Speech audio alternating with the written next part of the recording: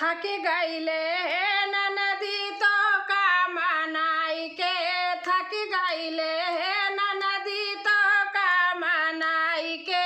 चली जाबई नैहर बीरनवा बोलाई के,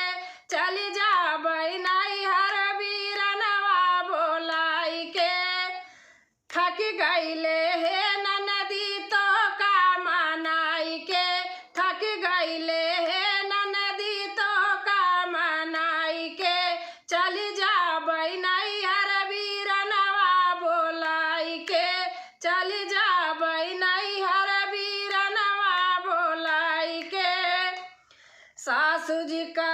ससुर जी का चाहिया, जेठ जी का कफिया, ससुर जी का चाहिया, जेठ जी का कफिया,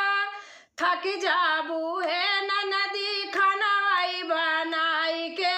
थक जाबू है ननदी खनवा बनाई के, थक गईले है ननदी तो का मनाई के,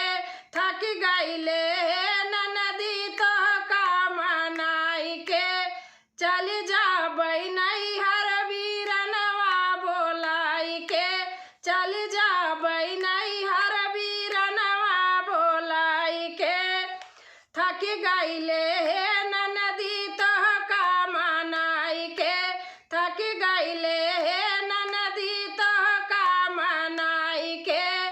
चली जाबई नैहर बीरनवा बोलाई के, चली जाबई नैहर बीरनवा बोलाई के। सासू जी का साड़िया, जेठानी जी का लहंगा, सासू जी का साड़िया, जेठानी जी का लहंगा, थक जाबू है ननदी कपड़ाई तू धोई के,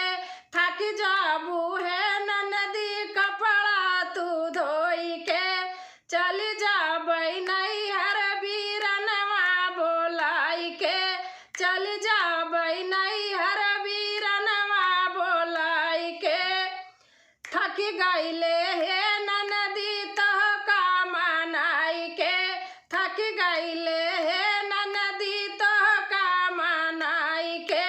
चली जाबई नैहर बीरनवा बोलाई के,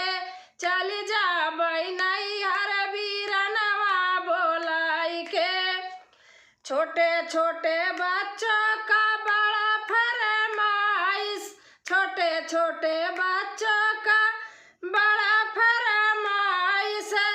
थक जाबू है ननदी,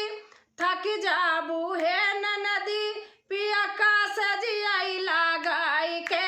थक जाबू है ननदी, बीरन का सजियाई लगाई के, चली जाबई है ननदी बीरना बोलाई के, चली जाबई है ननदी बीरना बोलाई के, थक गईले है ननदी तो का मनाई के, थक गईले